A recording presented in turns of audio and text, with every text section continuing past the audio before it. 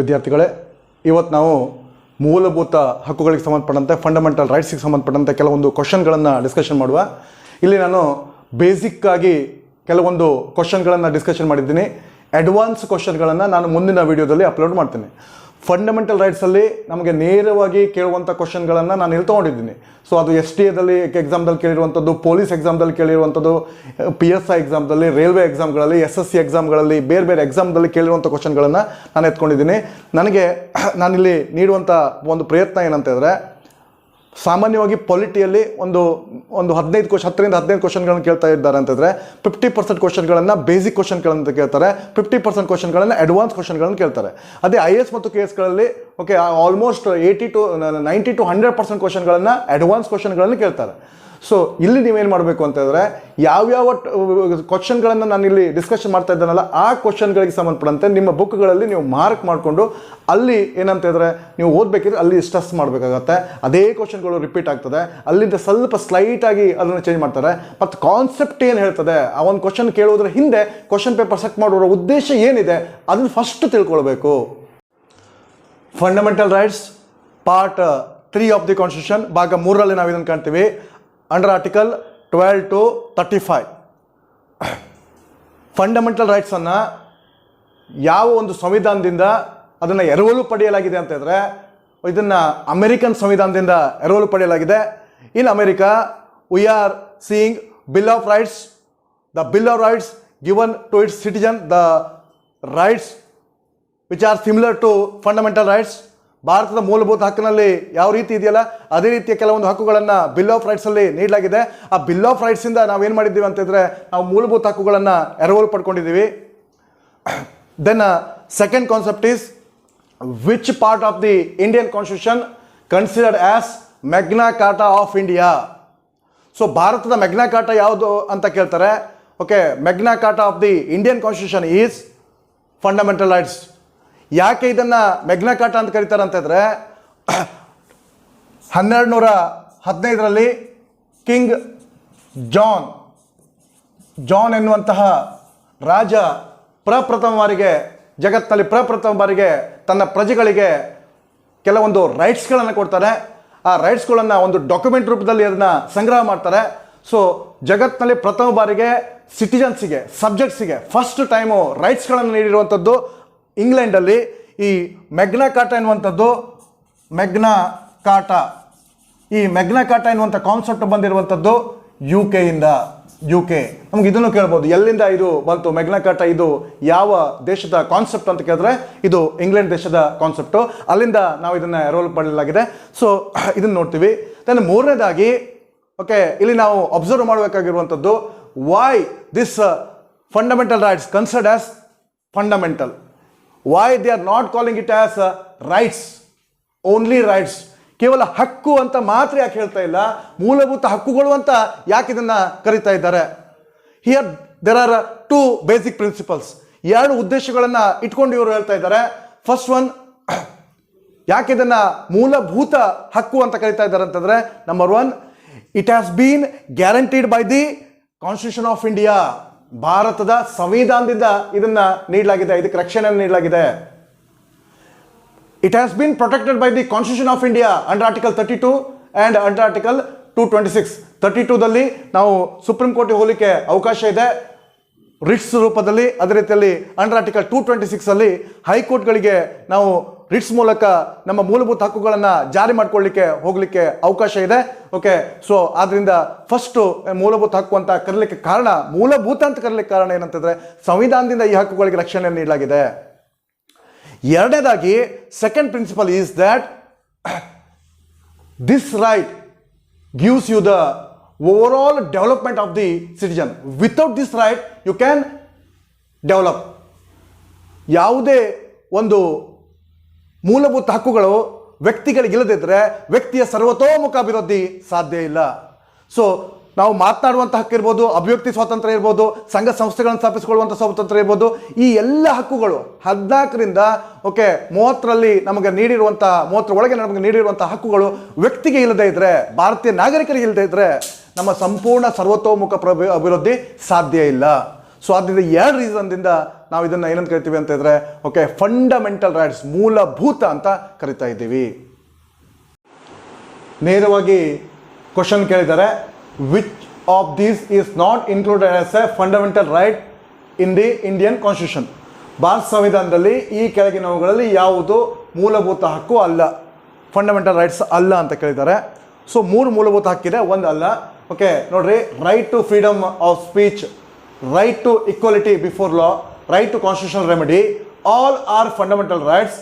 Then right to equal wages for equal work, ಇದು ಏನಂತ ಇದ್ರೆ directive principle of state policy, ರಾಜ್ಯ ನೀತಿ ನಿರ್ದೇಶಕ ತತ್ವಗಳು. ಈ 3 ನಾವು ಫಂಡಮೆಂಟಲ್ ರೈಟ್ಸ್ ಅಲ್ಲಿ ಕಾಣ್ತೀವಿ. ಇಲ್ಲಿ ಯಾವತ್ತು ಫಂಡಮೆಂಟಲ್ ರೈಟ್ಸ್ ಅಲ್ಲಿ ಆರ್ಟಿಕಲ್ 14 ಟು ಆರ್ಟಿಕಲ್ 30 ಅಥವಾ ಆರ್ಟಿಕಲ್ 32 ಇದರಲ್ಲಿ ನಾವು ಏನು ನೋಡಬೇಕು ಅಂತ ಆರ್ಟಿಕಲ್ ನೋಡಬೇಕು. ಇದೊಂದು ಚಾಪ್ಟರ್ದಲ್ಲಿ ಮ್ಯಾಕ್ಸಿಮಮ್ ಆರ್ಟಿಕಲ್ಗಳನ್ನು ಕೇಳ್ತಾರೆ.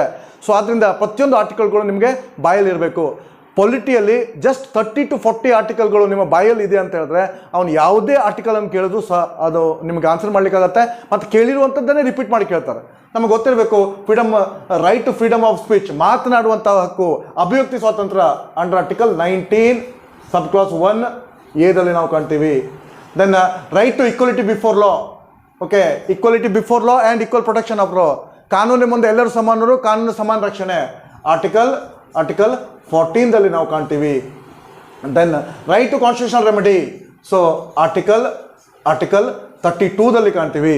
ಸೊ ಈ ರೀತಿಯಲ್ಲಿ ನಮಗೆ ಏನಂತ ಹೇಳಿದ್ರೆ ಇಷ್ಟು ಸರಳವಾದ ಕ್ವಶನ್ಗಳನ್ನು ಕೆಲವೊಮ್ಮೆ ಎಕ್ಸಾಮ್ದಲ್ಲಿ ಕೇಳಲಾಗ್ತದೆ. Issue for the enforcement of the fundamental right, ಮೂಲಭೂತ ಹಕ್ಕುಗಳನ್ನು ಜಾರಿಗೆ ತರಲು ನ್ಯಾಯಾಲಯಗಳು ಈ ಕೆಳಗಿನ ಯಾವುದನ್ನ ನೀಡ್ತದೆ?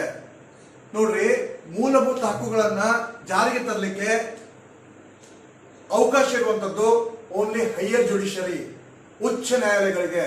ಉಚ್ಚ ನ್ಯಾಯಾಲಯ ಅಂತ ಹೇಳಿದ್ರೆ high court and supreme court. High court under article 226, supreme court under article 32. And lower judiciary is not having any authority to enforce fundamental right. ಮೂಲಭೂತ ಹಕ್ಕುಗಳನ್ನ, ವ್ಯಕ್ತಿಯ ಮೂಲಭೂತ ಹಕ್ಕುಗಳನ್ನ ಜಾರಿಗೆ ತರಲಿಕ್ಕೆ ಕೆಳ ನ್ಯಾಯಾಲಯಗಳಿಗೆ ಸಾಧ್ಯ ಇಲ್ಲ. ಇದನ್ನ ಲಕ್ಷ್ಯದಲ್ಲಿ ಇಟ್ಕೊಳ್ಬೇಕು.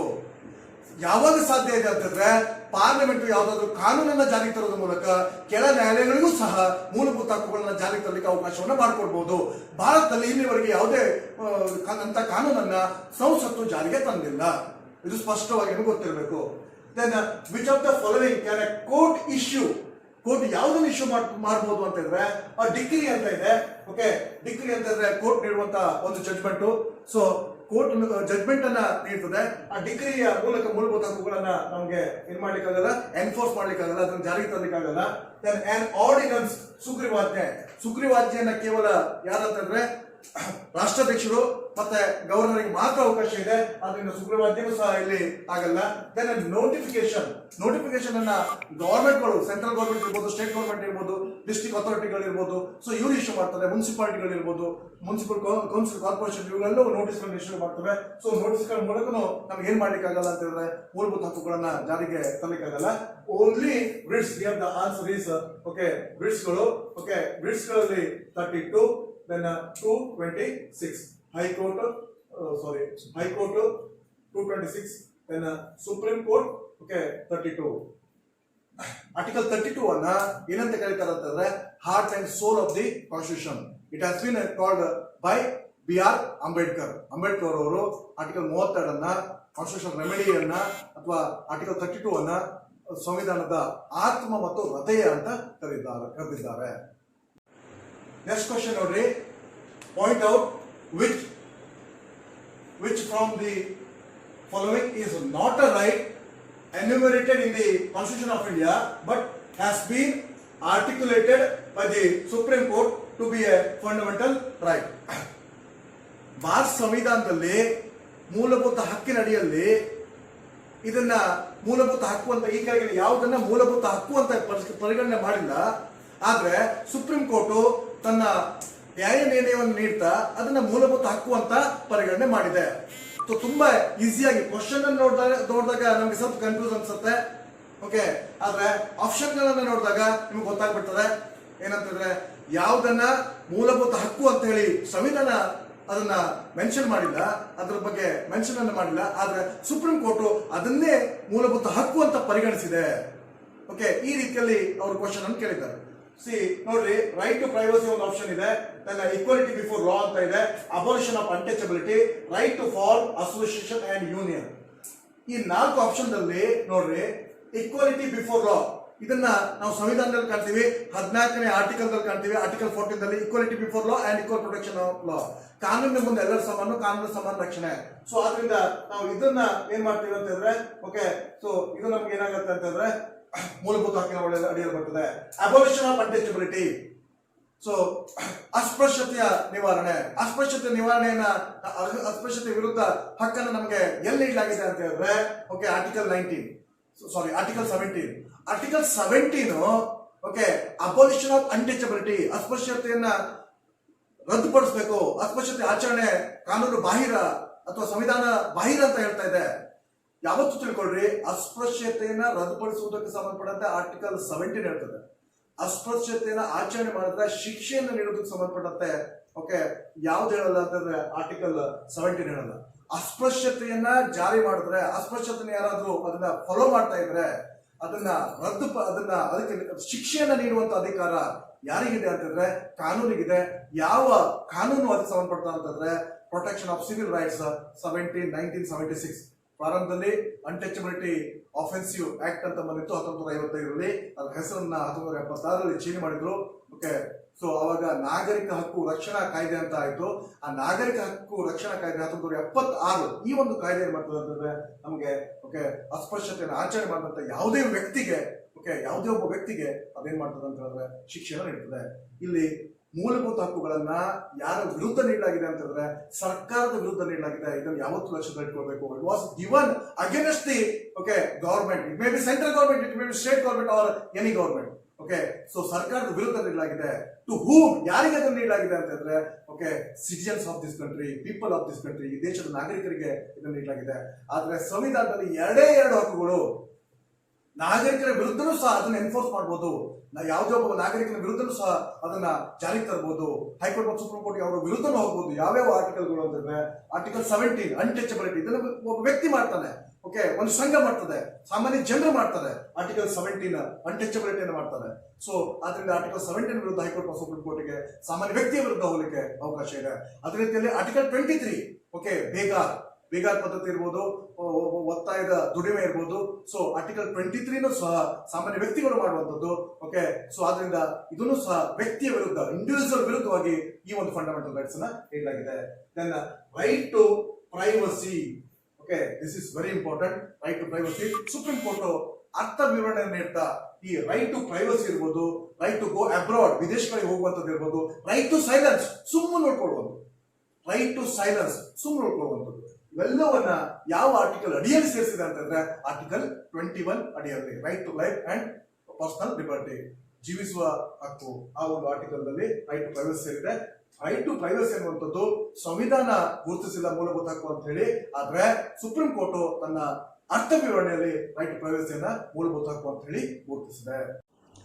Next question, who considered the right to constitutional remedies as very heart and soul of the Indian constitution?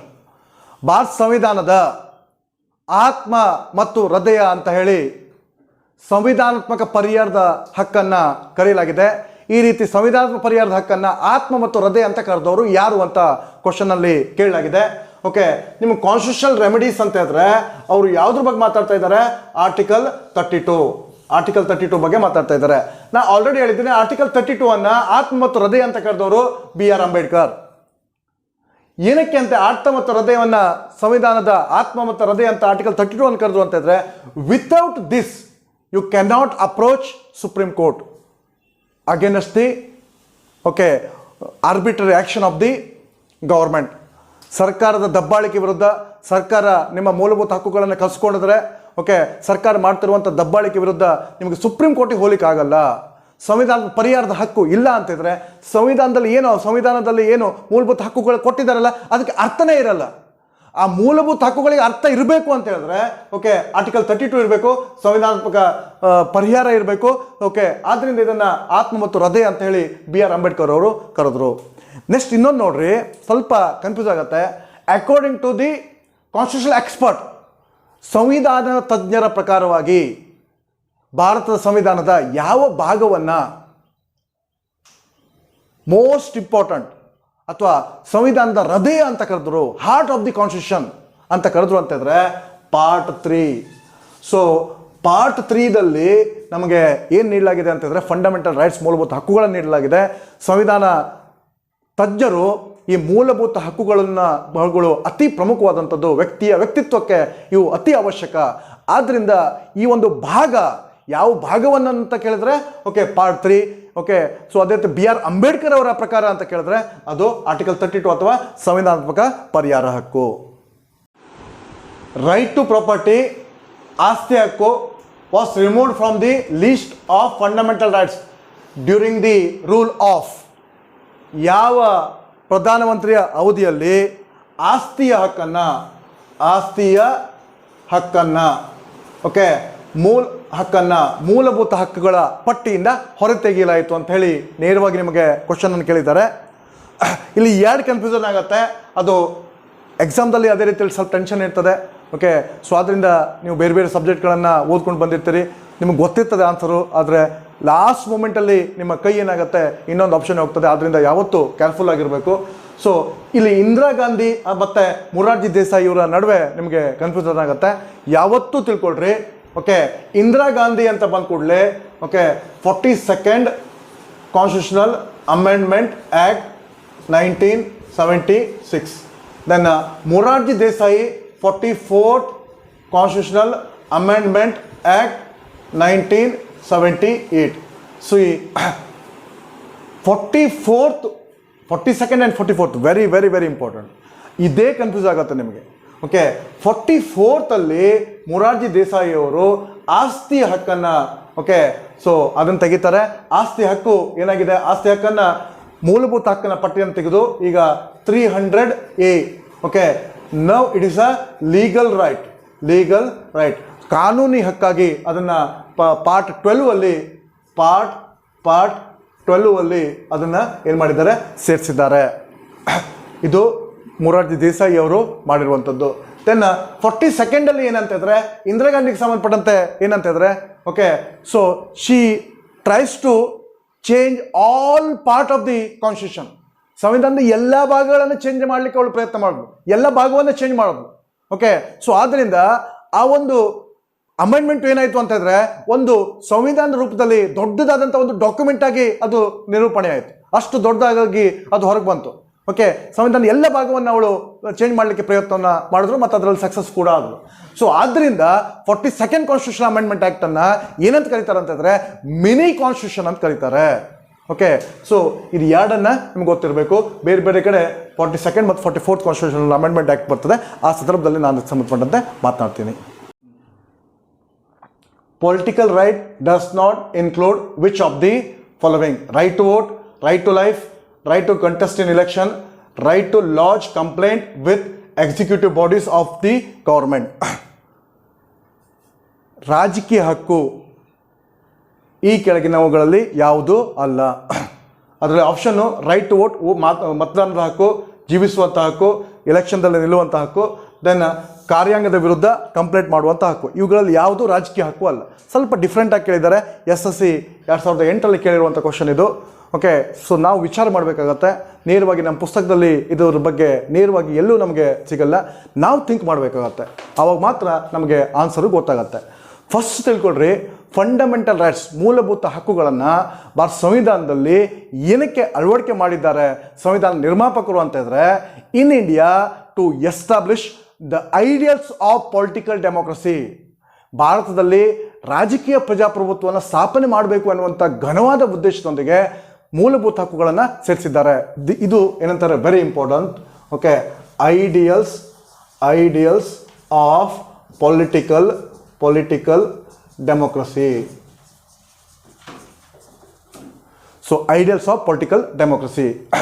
Then ಇಲ್ಲಿ ನೋಡ್ರಿ, ರಾಜಕೀಯ ಹಕ್ಕು ಯಾವ್ಯಾವುದಾಗತ್ತೆ ಆಗಿದೆ ರಾಜಕೀಯ ಹಕ್ಕು? ರೈಟ್ ಟು ವೋಟ್, ಮತದಾನದ ಹಕ್ಕು.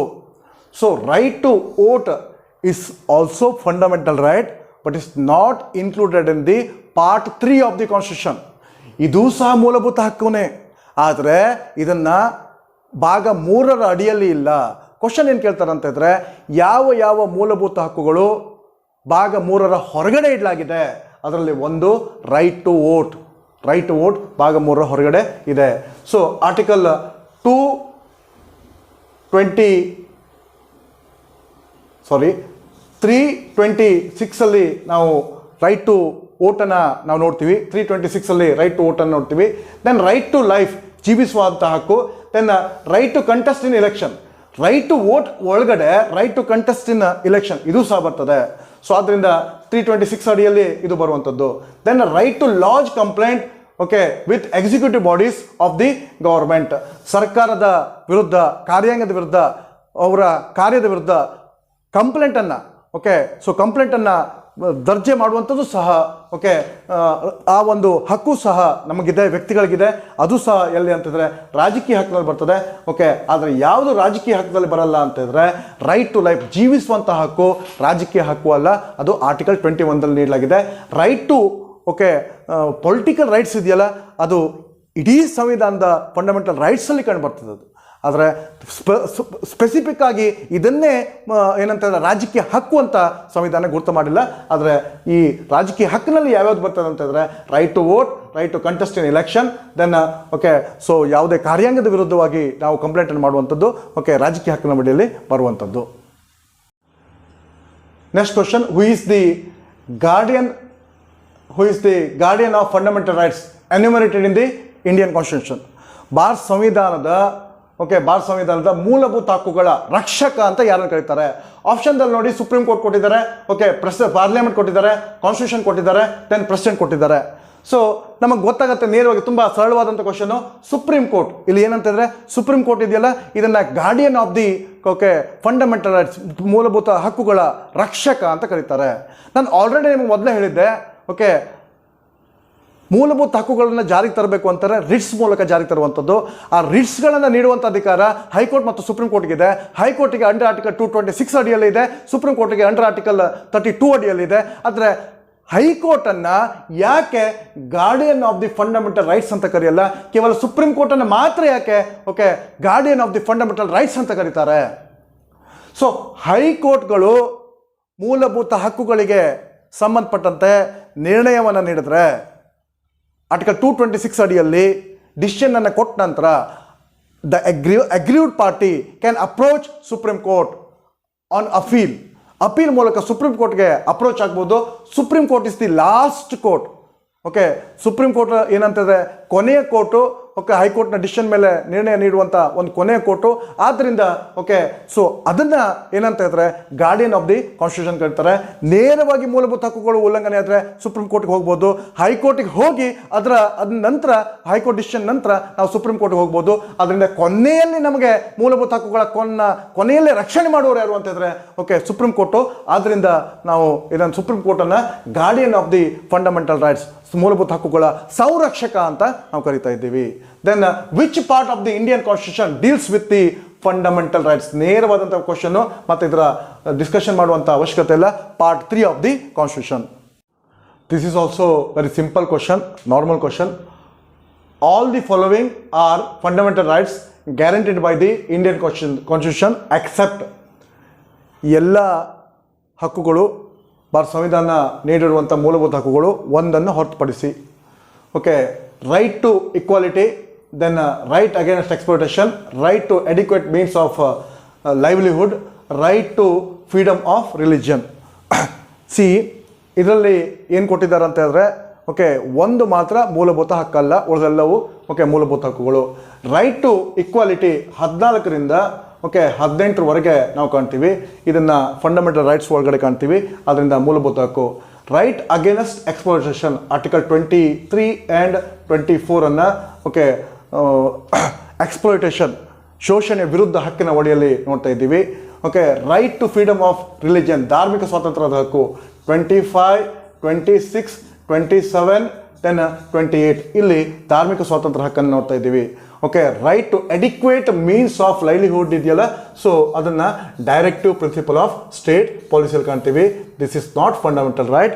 Okay, that's why this is the answer. ಯಾವುದು ಎಕ್ಸೆಪ್ಟ್ ಯಾವುದು ಅಂತ ಕೇಳಿದ್ರೆ right to adequate means of livelihood, ಜೀವನಾವಶ್ಯಕತೆಗಳಿಗೆ ಸಂಬಂಧಪಟ್ಟಂತೆ ಜೀವನಾವಶ್ಯಕತೆ ಒದಗಿಸ್ಕೊಡ್ಬೇಕು ಅನ್ನುವಂಥ ಒಂದು ಹಕ್ಕಿದೆಯಲ್ಲ, ಸೊ ಅದು ಮೂಲಭೂತ ಹಕ್ಕಲ್ಲ, ಅದು ರಾಜ್ಯ ನೀತಿ ನಿರ್ದೇಶಕ ತತ್ವ. ತುಂಬ ಒಳ್ಳೆ ಕ್ವಶನ್ ಕೇಳಿದ್ದಾರೆ. ಮೂಲಭೂತ ಹಕ್ಕಿನಲ್ಲಿ ಹ್ಯೂಮನ್ ರೈಟ್ಸ್ ಬಗ್ಗೆ ಕೇಳಿದ್ದಾರೆ, ಮಾನವ ಹಕ್ಕುಗಳ ಬಗ್ಗೆ ಕೇಳಿದ್ದಾರೆ. Which of the following is are instances of violation of human right? ಮಾನವ ಹಕ್ಕುಗಳು ಯಾವಾಗ ವೈಲೇಟ್ ಆಗುತ್ತೆ? ಒಬ್ಬ ವ್ಯಕ್ತಿಯ ಮಾನವ ಹಕ್ಕುಗಳು, ನಾಟ್ ಫಂಡಮೆಂಟಲ್ ರೈಟ್, ಮಾನವ ಹಕ್ಕುಗಳ ಬಗ್ಗೆ ಹೇಳಿದ್ದಾರೆ. A person was detained by the security forces while going for a casting vote in parliamentary election. ಲೋಕಸಭೆಯ ಚುನಾವಣೆಗೆ ಒಬ್ಬ ವ್ಯಕ್ತಿ ಹೋಗ್ತಾ ಇದ್ದಾನೆ, ಆ ಸಂದರ್ಭದಲ್ಲಿ ಆರ್ಮಿ ಅವನನ್ನು ಅರೆಸ್ಟ್ ಮಾಡ್ತದೆ. ಇದು ಮೂಲಭೂತ ಹಕ್ಕಿನ ಉಲ್ಲಂಘನೆ. ಎಸ್, ಇದು ಮೂಲಭೂತ ಹಕ್ಕಿನ ಉಲ್ಲಂಘನೆ. ಒಬ್ಬ ವ್ಯಕ್ತಿಯ ಮೂಲಭೂತ ಹಕ್ಕನ್ನು ಓಕೆ ಸಂಸತ್ತಿನ ಚುನಾವಣೆ ಹೋಗುವಂಥ ಸಂದರ್ಭದಲ್ಲಿ ಆರ್ಮಿ ಅದು ಅವನನ್ನು ಅಥವಾ ಸೈನ್ಯ ಅವನನ್ನು ಅರೆಸ್ಟ್ ಮಾಡಿದ್ರೆ ಅವನ ಮೂಲಭೂತ ಹಕ್ಕಿನ ಉಲ್ಲಂಘನೆ ಆಗ್ತದೆ. A civilian was killed by the army while undertaking combat operation. So ಸೈನ್ಯ ಯಾವುದೇ ಒಂದು ಆಪರೇಷನ್ ಮಾಡ್ತಾ ಇದೆ, ಓಕೆ, ಅಂಥ ಆಪರೇಷನ್ ಸಂದರ್ಭದಲ್ಲಿ ಓಕೆ ಸಿವಿಲಿಯನ್ ನಾಗರಿಕ ಏನಾದರೂ ಸತ್ತರೆ ಓಕೆ ಇದು ಸಹ ಮಾನವೀಯ ಹಕ್ಕುಗಳ ಉಲ್ಲಂಘನೆ ಆಗ್ತದೆ. ಸೊ ಆರ್ಮಿಗೆ ಒಂದು ಗೊತ್ತಿರಬೇಕಂತಂದರೆ ಯಾರು ಸಿವಿಲಿಯನು ಯಾರು ಟೆರರಿಸ್ಟು. ಸೊ ಟೆರರಿಸ್ಟನ್ನು ಮಾತ್ರ ಅವರನ್ನು ಸಾಯಿಸುವಂಥ ಅಧಿಕಾರ ಆರ್ಮಿಗಿದೆ, ಆದರೆ ಯಾರನ್ನು ಸಾಯಿಸುವಂಥ ಅಧಿಕಾರ ಇಲ್ಲ, ಸಿವಿಲಿಯನನ್ನು ಸಾಯಿಸುವಂಥ ಅಧಿಕಾರ ಇಲ್ಲ. ಇದು ಮಾನವೀಯ ಹಕ್ಕಿನ ಉಲ್ಲಂಘನೆ ಆಗ್ತದೆ. ಆದ್ದರಿಂದ here the answer is both 1 and 2 are correct.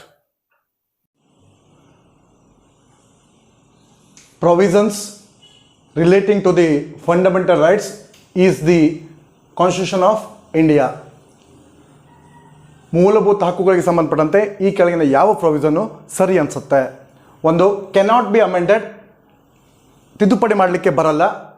Can be amended by the simple majority of the parliament, ಸಂಸತ್ತಿನ ಸರಳ ಬಹುಮತದ ಮೂಲಕ ತಿದ್ದುಪಡಿ ಮಾಡಬಹುದು. Can be amended by a 2/3 majority in the parliament, ಸಂಸತ್ನಲ್ಲಿ ಓಕೆ 2/3 ಮೆಜಾರಿಟಿ ಮೂಲಕ ಅದನ್ನು ವಿಶೇಷ ಬಹುಮತ ಮೂಲಕ ತಿದ್ದುಪಡಿ ಮಾಡಬಹುದು. Then can be amended by 2/3 majority of the members of the present and voting in the parliament and ratified by the majority of the state legislature.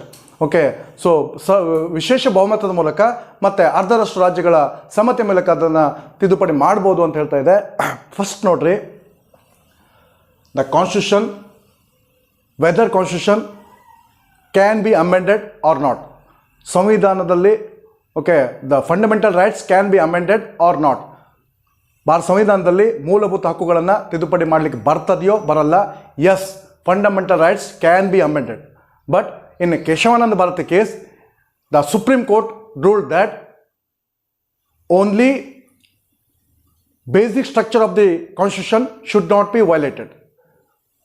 Bharat ಸಂವಿಧಾನದ ಮೂಲ ಸಂರಚನೆಗೆ ಧಕ್ಕೆ ಬರದ ರೀತಿಯಲ್ಲಿ ಮೂಲಭೂತ ಹಕ್ಕುಗಳನ್ನು ತಿದ್ದುಪಡಿ ಮಾಡ್ಬೋದು. ಮೂಲಭೂತ ಹಕ್ಕುಗಳನ್ನು ತಿದ್ದುಪಡಿ ಮಾಡುವಂಥ ಸಂದರ್ಭದಲ್ಲಿ ಮೂಲ ಸಂರಚನೆಗೆ ಧಕ್ಕೆ ಬಂದರೆ ಅಂಥ ಸಂದರ್ಭದಲ್ಲಿ ಸಂಸತ್ತು ಮಾಡಿದಂತಹ ತಿದ್ದುಪಡಿ ಅದನ್ನು ಹೈಕೋರ್ಟ್ ಮತ್ತು ಸುಪ್ರೀಂ ಕೋರ್ಟ್ಗಳು ಅದನ್ನು ನಲ್ ಆ್ಯಂಡ್ ವಾಯ್ಡ್, ಅಸಂವಿಧಾನಿಕ, ಅನ್ಕಾನ್ಸ್ಟಿಟ್ಯೂಷನಲ್ ಅಂತ ಹೇಳುವಂಥ ಅಧಿಕಾರ ಅವುಗಳಿಗಿದೆ. ಅಂದರೆ ಜುಡಿಷಿಯಲ್ ರಿವ್ಯೂ ಆ ಸಂದರ್ಭದಲ್ಲಿ ಅಪ್ಲೈ ಆಗುತ್ತೆ, ನ್ಯಾಯಿಕ ಪುನರ್ವಿಮರ್ಶೆ ಆ ಸಂದರ್ಭದಲ್ಲಿ ಅಪ್ಲೈ ಆಗುತ್ತೆ. ಇಲ್ಲಿ ಈ ಕ್ವಶನಿಗೆ ಸಂಬಂಧಪಟ್ಟಂತೆ ಆನ್ಸರ್ ಏನಂತಂದರೆ can be amended by a 2/3 majority of the parliament. ಸಂಸತ್ತಿಗೆ 2/3 ಬಹುಮತದೊಂದಿಗೆ ಸಂವಿಧಾನದ ಮೂಲಭೂತ ಹಕ್ಕುಗಳನ್ನು ತಿದ್ದುಪಡಿ ಮಾಡಲಿಕ್ಕೆ ಅವಕಾಶ ಇದೆ. ತಿದ್ದುಪಡಿ ಮಾಡಿದಂಥ ಸಂದರ್ಭದಲ್ಲಿ ಮೂಲಭೂತ ಹಕ್ಕುಗಳನ್ನು ತಿದ್ದುಪಡಿ ಮಾಡಿದ ನಂತರ ಅವುಗಳನ್ನು ರ್ಯಾಟಿಫಿಕೇಶನ್ ಆಫ್ ದಿ ಸ್ಟೇಟ್ ಇದಕ್ಕೆ ಅವಶ್ಯಕತೆ ಇಲ್ಲ. ರಾಜ್ಯಗಳಿಗೆ ಅವುಗಳ ಸಮ್ಮತಿಗಾಗಿ ಅವುಗಳನ್ನು ಕಳಿಸುವಂಥ ಅವಶ್ಯಕತೆ ಇಲ್ಲ. So this one is wrong, this one is right, both are wrong. So answer ಯಾವುದಾಗತ್ತೆ? ಸಿ ಆಗುತ್ತೆ. ನಮಗೇನು ಕನ್ಫ್ಯೂಷನ್ ಆಗುತ್ತೆ ಅಂತಂದರೆ ವಿಶೇಷ ಬಹುಮತ ಮೂಲಕ ತಿದ್ದುಪಡಿ ಮಾಡಲಿಕ್ಕಾಗತ್ತಾ ಅಥವಾ ವಿಶೇಷ ಬಹುಮತ ಮತ್ತು ಅರ್ಧದಷ್ಟು ರಾಜ್ಯಗಳ ಸಮ್ಮತಿಯ ಮೂಲಕ ತಿದ್ದುಪಡಿ ಮಾಡಲಿಕ್ಕೆ ಆಗತ್ತೆ? ಇವೆರಡರಲ್ಲಿ ಕನ್ಫ್ಯೂಸ್ ಆಗುತ್ತೆ. ನಮಗೆ ಯಾವತ್ತೂ ಗೊತ್ತಿರಬೇಕು, ಮೂಲಭೂತ ಹಕ್ಕುಗಳಿಗೆ ಸಂಬಂಧಪಟ್ಟಂತೆ ಸಂಸತ್ತಿಗೆ ಮಾತ್ರ ಅಧಿಕಾರ ಇದೆ. ರಾಜ್ಯ ಶಾಸಕಾಂಗಗಳಿಗೆ ಅವುಗಳಿಗೆ ಸಂಬಂಧಪಟ್ಟಂತೆ ಯಾವುದೇ ಅಧಿಕಾರ ಇಲ್ಲ ತಿದ್ದುಪಡಿ ಮಾಡೋಕ್ಕೆ ಸಂಬಂಧಪಟ್ಟಂತೆ. ಮತ್ತು ಇಲ್ಲಿ ಈ ಒಂದು ಕ್ವಶನ್ಗೆ ಸಂಬಂಧಪಟ್ಟಂತೆ ಇನ್ನೂ ಹೆಚ್ಚಿನ ಮಾಹಿತಿಯನ್ನು ಮುಂದಿನ ಇದರಲ್ಲಿ ಹೇಳ್ತೀವಿ. ಕೆಲವೊಂದು ಕೇಸ್ಗಳು ಬರ್ತದೆ. ಶಂಕರಿ ಪ್ರಸಾದ್, ಸಜ್ಜನ್ ಸಿಂಗು, 24th ಅಮೆಂಡ್ಮೆಂಟು ಇಂದಿರಾ ಗಾಂಧಿ ತಂದಿರುವಂಥದ್ದು, ದೆನ್ ಕೇಶವನ್ ಭಾರತಿ ಕೇಸು, ಅದರ ನಂತರ 42nd constitution amendment act, then Minerva Mills case. ಮುಂದಿನ ಇದರಲ್ಲಿ ಆ ಎಲ್ಲ ಕೇಸ್ಗಳಿಗೆ ಸಂಬಂಧಪಟ್ಟಂತೆ ನಾನು ನಿಮ್ಮ ಜೊತೆ ಡಿಸ್ಕಷನ್ ಮಾಡ್ತೀನಿ. Consider the following statement. ಈ ಕೆಳಗಿನ ಹೇಳಿಕೆಯನ್ನು ಪರಿಗಣಿಸಿ. The article 20 of the constitution of India state that no person can be convicted for any offense except for the violation of the law in force at the time of the commission of the act charged as an offense. So ಇದು correct ಇರುವಂಥ statement. ಇದು ಕನ್ವಿಕ್ಷನ್ಗೆ ಸಂಬಂಧಪಟ್ಟಂತೆ, ಶಿಕ್ಷೆಗೆ ಸಂಬಂಧಪಟ್ಟಂತೆ ಇದು ಮಾತಾಡ್ತಾ ಇದೆ. ಯಾವುದೇ ಒಬ್ಬ ವ್ಯಕ್ತಿಗೆ ಶಿಕ್ಷೆ ಅಸ್ತಿತ್ವದಲ್ಲಿರುವಂಥ ಕಾನೂನಿಗೆ ಅನುಗುಣವಾಗಿ ಶಿಕ್ಷೆ ನೀಡಬೇಕು. ಯಾವುದೇ ಒಂದು ಕಾನೂನು ಅಸ್ತಿತ್ವದಲ್ಲಿಲ್ಲ ಅಂತ ಹೇಳಿದ್ರೆ, ಯಾವುದೇ ಒಂದು ಕೃತ್ಯ ನಡೆದಿದೆ ಅಂತ ಹೇಳಿದ್ರೆ, ಆ ಸಂದರ್ಭದಲ್ಲಿ ಆ ಕೃತ್ಯಕ್ಕೆ ಸಂಬಂಧಪಟ್ಟಂತೆ ಅವನಿಗೆ ಶಿಕ್ಷೆಯನ್ನು ನೀಡಲಿಕ್ಕೆ ಆಗಲ್ಲ. ಆ ಒಂದು ವಿಷಯದ ಕುರಿತು ಇದು ಹೇಳ್ತಾ ಇದೆ. ಶಿಕ್ಷೆಗೆ ಸಂಬಂಧಪಟ್ಟಂತೆ 3 ರೀತಿಯಲ್ಲಿ ಇದು ರಕ್ಷಣೆ ನೀಡ್ತದೆ. ಭಾರತ ಸಂವಿಧಾನದ 20ನೇ ಆರ್ಟಿಕಲ್ 3 ರೀತಿಯಲ್ಲಿ ರಕ್ಷಣೆ ನೀಡ್ತದೆ. ಫಸ್ಟ್ ಒನ್ ಏನಂತಂದರೆ ಎಕ್ಸ್ ಪೋಸ್ಟ್ ಫ್ಯಾಕ್ಟೋ ಲೆಜಿಸ್ಲೇಷನ್, ಎರಡನೇದು ಡಬಲ್ ಜಿಯೋಪಾಡಿ, ಮೂರನೇದು self incrimination. Ex post facto legislation ಅಂತಂದರೆ ಒಂದು ಕಾನೂನು ಅಸ್ತಿತ್ವದಲ್ಲಿದೆ, ಆ ಕಾನೂನಿನ ಅಡಿಯಲ್ಲಿ ಅವನೇನಾದರೂ ಕೃತ್ಯ ಮಾಡಿದ್ದಾನೆ, ಆ ಕೃತ್ಯ ಕಾನೂನಿನ ವ್ಯಾಪ್ತಿಗೆ ಒಳಪಡ್ತದೆ, ಅಂಥ ಸಂದರ್ಭದಲ್ಲಿ ಮಾತ್ರ ನಾವು ಶಿಕ್ಷೆ ನೀಡಬೇಕು. ಸೊ ಒಂದು ಕೃತ್ಯ ನಡೆದಿದೆ, ಒಂದು ವರ್ಷ ಬಿಟ್ಟು ಆ ಒಂದು ಕೃತ್ಯಕ್ಕೆ ಸಂಬಂಧಪಟ್ಟಂತೆ ಒಂದು ಕಾನೂನನ್ನು ಮಾಡಲಾಗಿದೆ, ಆ ಕಾನೂನನ್ನು ಹಿಂದಿನ ಕೃತ್ಯಕ್ಕೆ ನಾವು ಅಪ್ಲೈ ಮಾಡುವಂತಿಲ್ಲ. ಸೊ ಹಿಂದೆ ಏನು ಕ್ರಿಮಿನಲ್, ಇದು ಕೇವಲ ಕ್ರಿಮಿನಲ್ ಅಪರಾಧಗಳಿಗೆ ಮಾತ್ರ ಸಂಬಂಧಪಡ್ತದೆ. ಅದೇ ರೀತಿಯಲ್ಲಿ ಟ್ಯಾಕ್ಸ್ ಅಪರಾಧಗಳಿಗೆ, ಅದೇ ರೀತಿಯಲ್ಲಿ ಸಿವಿಲ್ ಪ್ರಕರಣಗಳಿಗೆ ಇದು ಏನಾಗಲ್ಲ ಅಂತಂದರೆ ಕನ್ಸಿಡರ್ಡ್ ಆಗಲ್ಲ. ಕೇವಲ ಕ್ರಿಮಿನಲ್ ಪ್ರಕರಣಗಳಿಗೆ ಮಾತ್ರ. ಹಿಂದೆ ಯಾವುದಾದ್ರೂ ಒಂದು ಕೃತ್ಯ ಆಗಿದ್ದು ನಂತರ ದಿನಗಳಲ್ಲಿ ಆ ಕೃತ್ಯಕ್ಕೆ ಸಂಬಂಧಪಟ್ಟಂತೆ ಹೊಸ ಕಾನೂನನ್ನು ತಂದು ಆ ಕಾನೂನು ಶಿಕ್ಷೆಯನ್ನು ಅಪರಾಧಕ್ಕೆ, ಆ ಒಂದು ಕೃತ್ಯಕ್ಕೆ, ಅದು ಕೃತ್ಯವನ್ನು ಅಪರಾಧ ಅಂತ ಪರಿಗಣನೆ ಮಾಡಿ ಶಿಕ್ಷೆಯನ್ನು ವಿಧಿಸ್ತಾ ಇದೆ ಅಂತ ಹೇಳಿದ್ರೆ ಅದು ಅದಕ್ಕೆ ಅಪ್ಲೈ ಆಗಲ್ಲ, ಕ್ರಿಮಿನಲ್ ಪ್ರಕರಣಕ್ಕೆ ಅಪ್ಲೈ ಆಗಲ್ಲ. ಸೊ ಇದಕ್ಕೆ ರಕ್ಷಣೆ. ಎರಡನೇದಾಗಿ ಅಂತಂದರೆ ಡಬಲ್ ಜಿಯೋಪಾಡಿ, ಒಂದು ಅಪರಾಧಕ್ಕೆ ಒಂದಕ್ಕಿಂತ ಹೆಚ್ಚು ಬಾರಿ ಶಿಕ್ಷೆಯನ್ನು ನೀಡುವಂತಿಲ್ಲ. ಮೂರನೇದಾಗಿ ಏನಂತಂದರೆ ತನ್ನ ವಿರುದ್ಧ ತಾನೇ ಸಾಕ್ಷಿಯನ್ನು ನೀಡುವಂತಿಲ್ಲ. ಸೊ ಇವು 3 ಎಲ್ಲಿ ಬರ್ತದೆ ಅಂತಂದರೆ ಆರ್ಟಿಕಲ್ 20 ಅಡಿಯಲ್ಲಿ ಬರ್ತದೆ. Then article 21 of the constitution of India state that no person shall be deprived of his life and personal liberty except according to the procedure established by law. So ಕಾನೂನಿನ ಅಡಿಯಲ್ಲಿ, ಕಾನೂನಿನಲ್ಲಿ ಹೇಳಿದಾದ ರೀತಿಯಲ್ಲಿ ಏನು ಮಾಡಬೇಕು, ಒಬ್ಬ ವ್ಯಕ್ತಿಯ ಜೀವ ಮತ್ತು ಜೀವವನ್ನು ರಕ್ಷಣೆಗೆ ಕುರಿತು ಇದು ಹೇಳ್ತಾ ಇದೆ. ಸೊ ಇದು ಸಹ ಏನಾಗಿದೆ, ಸರಿಯಾಗಿದೆ. ಆರ್ಟಿಕಲ್ 20 ಮತ್ತು 21 ವೆರಿ ವೆರಿ ಇಂಪಾರ್ಟೆಂಟ್. ಏನಕ್ಕೆ ಅಂತ ಹೇಳಿದ್ರೆ, in India if we declared emergency, only 2 rights cannot be suspended. That is Article 20 and 21. Article 20 ಮತ್ತು 21 ತುರ್ತು ಪರಿಸ್ಥಿತಿಯ ಸಂದರ್ಭದಲ್ಲೂ ಸಹ ಅದನ್ನು ರದ್ದುಪಡಿಸಲಿಕ್ಕೆ ಆಗಲ್ಲ. ತುರ್ತು ಪರಿಸ್ಥಿತಿಯ ಸಂದರ್ಭದಲ್ಲಿ ನೋಡಿ, ಆರ್ಟಿಕಲ್ 358 ಹೇಳ್ತದೆ, ಆರ್ಟಿಕಲ್ 358 ಹೇಳ್ತದೆ ನ್ಯಾಷನಲ್ ಎಮರ್ಜೆನ್ಸಿಲಿ 3 ಗ್ರೌಂಡ್ ಬರ್ತದೆ. War, external aggression and armed rebellion. War ಮತ್ತು ಎಕ್ಸ್ಟರ್ನಲ್ ಅಗ್ರೆಷನ್ ಇದ್ದರೆ, ಯುದ್ಧ ಮತ್ತು ಬಾಹ್ಯ ಆಕ್ರಮಣ ಆದರೆ ಅಂಡರ್ ಆರ್ಟಿಕಲ್ 358 ಅಲ್ಲಿ ಆರ್ಟಿಕಲ್ 19 ಆಟೋಮೆಟಿಕಲಿ ಸಸ್ಪೆಂಡ್ ಆಗುತ್ತೆ. ಆಟೋಮೆಟಿಕಲಿ ಮತ್ತೆ ಅದಕ್ಕೆ ಸಂಬಂಧಪಟ್ಟಂತೆ ಯಾವುದೇ ಎಕ್ಸಿಕ್ಯೂಟಿವ್ ಆರ್ಡರ್ ಅವಶ್ಯಕತೆ ಇರಲ್ಲ, ಆ ಕೂಡಲೇ ಅದು ಸಸ್ಪೆಂಡ್ ಆಗುತ್ತೆ.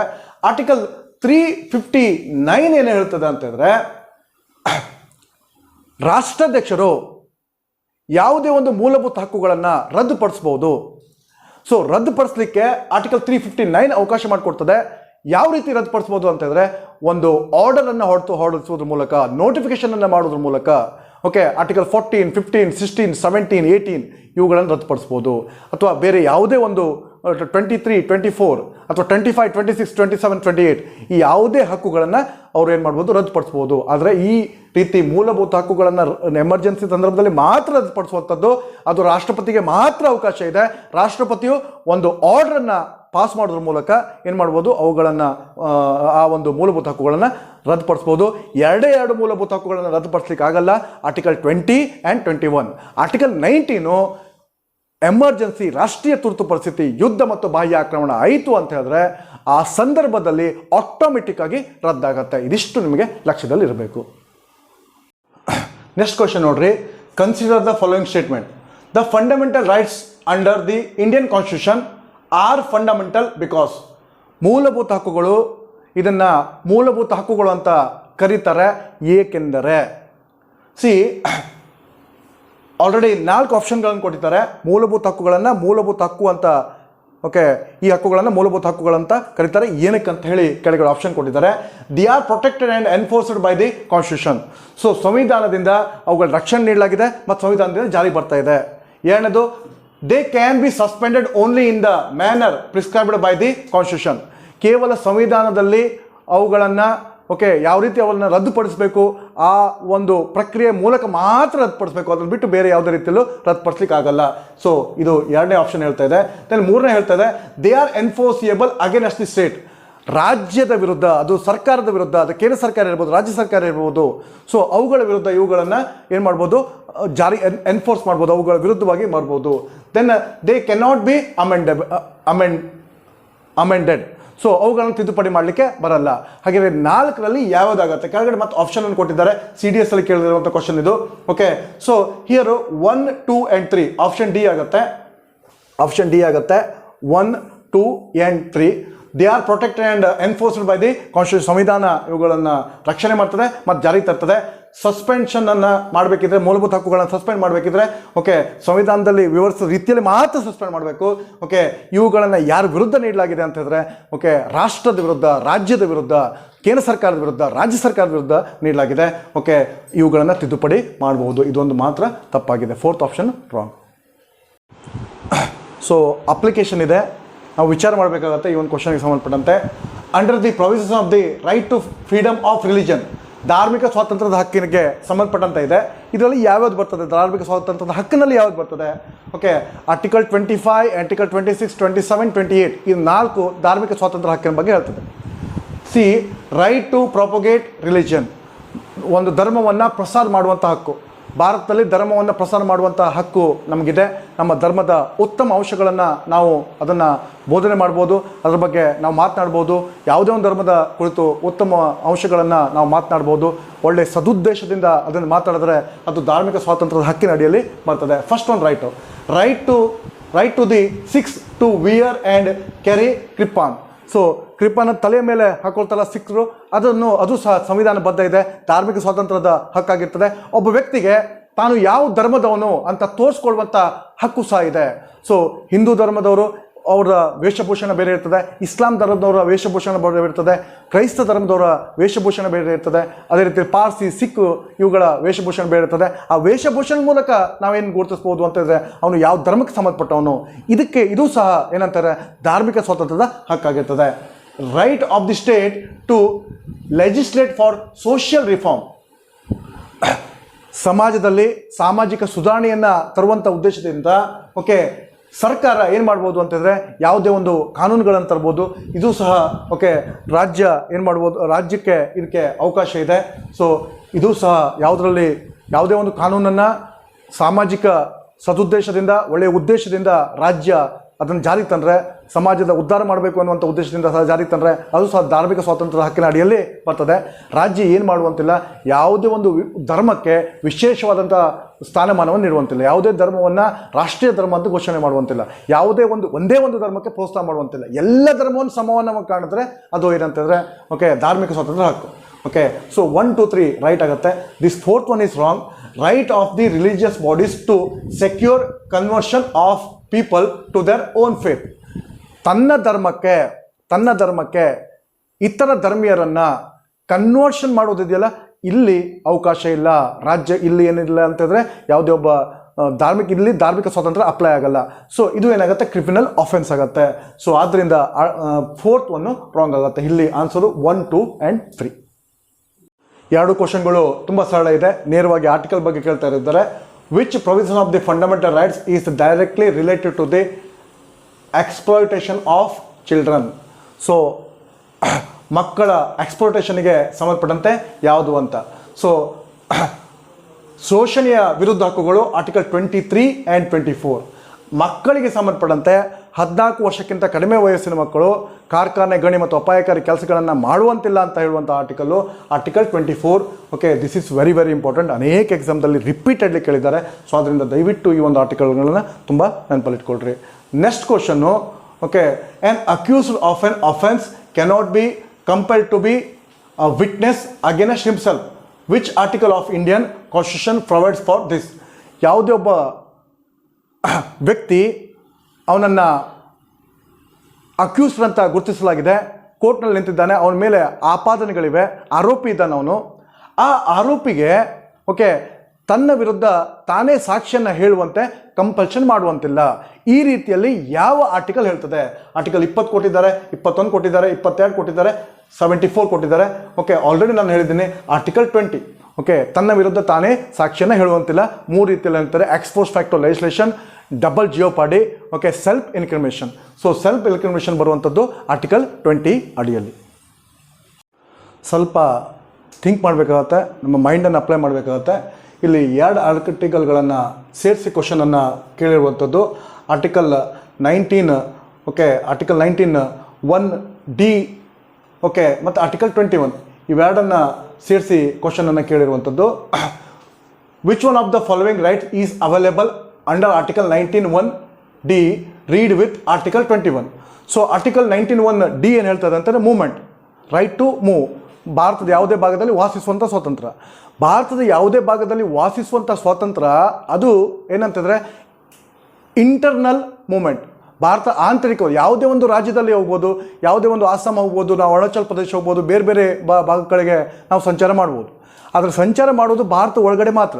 ಯಾವ ಒಂದು ಉದ್ದೇಶದಿಂದ ಅಂತಂದರೆ unity of the country, brotherhood. ಎಲ್ಲ ಭಾರತೀಯ ಎಲ್ಲ ಭಾರತೀಯರು ನಾವೆಲ್ಲರೂ ಏನಂತಂದರೆ ಓಕೆ ಅಣ್ಣ ತಮ್ಮಂದರ ಸಹೋದರ ಭಾವನೆ ಬೆಳಿಬೇಕು ಎನ್ನುವಂಥ ಉದ್ದೇಶದಿಂದ, ದೇಶದ ಏಕತೆ ಮತ್ತು ಐಕ್ಯತೆಯನ್ನು ಮೂಡಿಸಬೇಕು ಎನ್ನುವಂಥ ಉದ್ದೇಶದಿಂದ ಈ ಒಂದು ಹಕ್ಕನ್ನು ಆರ್ಟಿಕಲ್ 19(1)D ಇದನ್ನು ನೀಡಲಾಗಿದೆ. ದೆನ್ ಆರ್ಟಿಕಲ್ 21 ಇದ್ರ ಜೊತೆಯಲ್ಲಿ ಯಾವುದನ್ನು ಓದಬೇಕಂದ್ರೆ ಆರ್ಟಿಕಲ್ 21 ಮತ್ತು ಆರ್ಟಿಕಲ್ 19(D ಎರಡನ್ನು ಸೇರಿಸ್ತಾ ಇದ್ದಾರೆ. Right to travel abroad.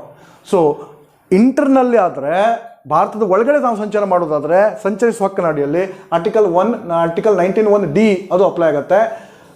Bharat ಬಿಟ್ಟು ಹೊರಗಡೆ ಹೋಗಿ ವಿದೇಶಕ್ಕೆ ಹೋಗಿ ಮತ್ತು ಪುನಃ ಬರುವಂಥ ಹಕ್ಕು ನಮ್ಗೆ ಎಲ್ಲಿ ಕಂಡು ಬರ್ತದೆ ಅಂತಂದರೆ ಆರ್ಟಿಕಲ್ 21 ಕಂಡು ಬರ್ತದೆ. So here right to travel abroad ಇದು ಏನಂತಂದರೆ ಈ ಒಂದು ಕ್ವಶನ್ಗೆ ಆನ್ಸರ್ ಆಗಿರ್ತದೆ. Then right to education to all children between the age of 6 to 14 years is now it is fundamental right. Okay, ಮೂಲಭೂತ ಹಕ್ಕು. ಆರ್ಟಿಕಲ್ 21A ಹೇಳಲಾಗಿದೆ. ಓಕೆ, ಸೊ ಇದನ್ನು 86th ಇದನ್ನು ಕೇಳ್ತಾರೆ. 86th ಕಾನ್ಸ್ಟಿಟ್ಯೂಷನಲ್ ಅಮೆಂಡ್ಮೆಂಟ್ ಆ್ಯಕ್ಟ್ ಅದರ ಅಡಿಯಲ್ಲಿ ಇದನ್ನು ಜಾರಿಗೆ ಬಂದಿರುವಂಥದ್ದು. Next question. At present the constitution of India right to property is. ಭಾರತ ಸಂವಿಧಾನದಲ್ಲಿ ಆಸ್ತಿಯ ಹಕ್ಕು. ಸೊ ಆಸ್ತಿ ಹಕ್ಕು ಈಗೇನಾಗಿದೆ ಅಂತಂದರೆ ಕಾನೂನಾತ್ಮಕ ಹಕ್ಕಾಗಿದೆ, ಲೀಗಲ್ ರೈಟ್ ಆಗಿದೆ. ಸೊ ಇದನ್ನು ನಾವು ಎಲ್ಲಿ ಕಾಣ್ತೀವಿ ಅಂತಂದರೆ ಆರ್ಟಿಕಲ್ 300A ಅಲ್ಲಿ ಕಾಣ್ತೀವಿ. ಈ ಆಸ್ತಿ ಹಕ್ಕನ್ನು 1978ರಲ್ಲಿ 1978 44ನೇ ಸಂವಿಧಾನ ತಿದ್ದುಪಡಿ ಮಸೂದೆ ಮೂಲಕ ಇದನ್ನು ಮೊರಾರ್ಜಿ ದೇಸಾಯಿ ಸರ್ಕಾರ ಓಕೆ ಆಸ್ತಿ ಹಕ್ಕನ್ನು, ಮೂಲಭೂತ ಹಕ್ಕು ಇರುವಂಥ ಆಸ್ತಿ ಹಕ್ಕನ್ನು ಓಕೆ ಕಾನೂನಾತ್ಮಕ ಹಕ್ಕಾಗಿ ಅದನ್ನು ಸೇರಿಸಿದೆ. So this one is important. Next ಕ್ವಶನ್ನು. Which of the following fundamental rights is not available to foreign citizens? Equality before law article 14 ಭಾರತೀಯರಿಗೂ ಸಿಗ್ತದೆ ಮತ್ತು ವಿದೇಶಿಯರಿಗೂ ಸಿಗ್ತದೆ. Right to freedom of expression, ಮಾತನಾಡುವಂಥ ಹಕ್ಕು ಕೇವಲ ಭಾರತೀಯರಿಗೆ ಮಾತ್ರ ಸಿಗ್ತದೆ. Right to freedom of life and body article 21 ಭಾರತೀಯರಿಗೆ ಮತ್ತು ವಿದೇಶಿಯರಿಗೆ ಇಬ್ಬರಿಗೂ ಸಿಗ್ತದೆ. ರೈಟ್ ಅಗೇನ್ಸ್ಟ್ ಎಕ್ಸ್ಪ್ಲೋಟೇಷನ್ ಭಾರತೀಯರಿಗೆ ಮತ್ತು ವಿದೇಶಿಯರಿಗೆ ಮಾತ್ರ ಇಬ್ಬರಿಗೂ ಸಿಗ್ತದೆ. Right of freedom of expression article 19 ಇದೆಯಲ್ಲ ಅದು ಕೇವಲ ಭಾರತೀಯ ವ್ಯಕ್ತಿಗಳಿಗೆ ಮಾತ್ರ ಸಿಗುವಂಥದ್ದು. ಆದ್ದರಿಂದ here the answer is option B.